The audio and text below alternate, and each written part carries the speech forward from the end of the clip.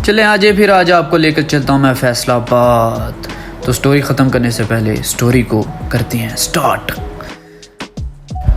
मैं सुबह उठा और एक नई उम्मीद और मांग लिए मस्जिद की तरफ रवाना हो गया। हल्का हल्का अंधेरा था, मस्जिद की लाइटें जल रही थी और मस्जिद बहुत खूबसूरत लग रही थी। उसके बाद मैं मस्जिद में इंटर हुआ। जैसे ही मैं मस्जिद में इंटर हुआ मुझे बहुत खुशी हुई। बच्चे, नौजवान, बूढ़े सब अल्लाह के यहाँ हाजिर थे और मैंने भी अपनी नमाज बाजमात अदा की। जैसे ही मैं अपने मोहल्ले में इंटर हुआ तो मोहल्ला भी सुनसान था, दिन भी चढ़ गया था। इधर मैंने कैमरा घुमाया तो सुनसान, उसके बाद इधर भी कैमरा घुमाया सुनसान, इधर भी कैमरा घुमाया सुनसान। उसके बाद मैंने मुर्गियों की खुराक का बर्तन उठाया, उसमें खुराक रखी और उनके लिए खुराक ले गया।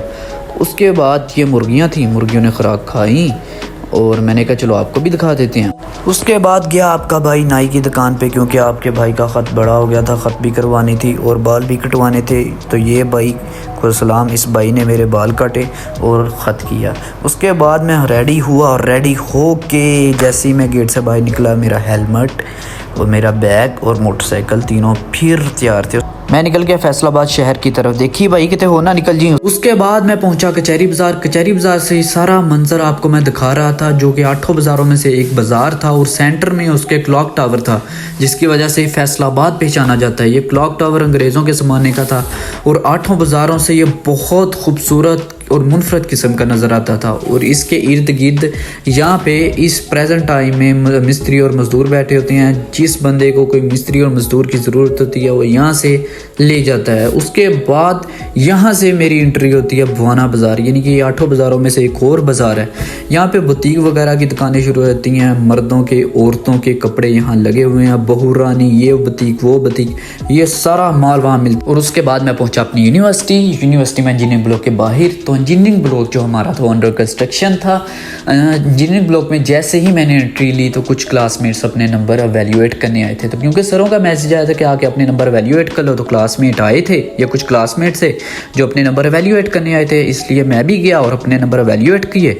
उसके बाद इंजीनियरिंग ब्लॉक से बाहर आया तो सीन्स कुछ यूँ था।